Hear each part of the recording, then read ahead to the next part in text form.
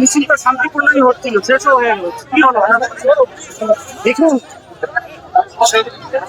জিহাদিদের আপন ভাই, জিহাদিদের আপন ভাই বাংলা পক্ষ, এবং তাই তো দেখলাম সেই ছেলেটা একটা অবাঞ্ছিত একটা ছেলে হঠাৎ করে এসে একটা বোতল নিয়ে এসছে, যেটা একটা ওয়াইনের বোতল নিয়ে এসছে, যাতে আমাদের মিছিলকে যেন কলঙ্কিত করে।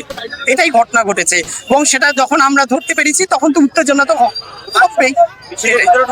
মিছিলের ভিতরে ঢুকে গেছিল। আমাদের মিছিলে কেউ ছিল না, আমি তো সামনে দিকে ছিলাম, ওরা সবাই বলছে মিছিলে পেছন দিকে চলে এসেছিল এবং মদের একটা বোতল নিয়ে, যাতে আমাদের মিছিলকে কলঙ্কিত করা যায়। যারা যে হাদি ওদেরই আপন ভাই ওরা।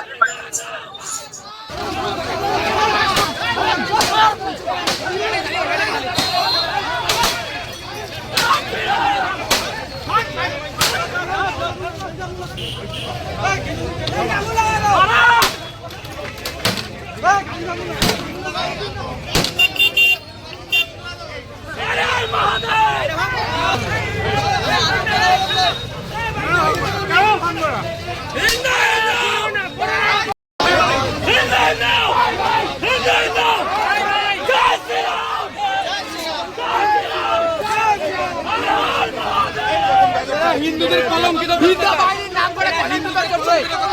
আমাদের হিন্দুদের এখানে একটা মিছিল হলো, বিক্ষোভ মিছিল একটা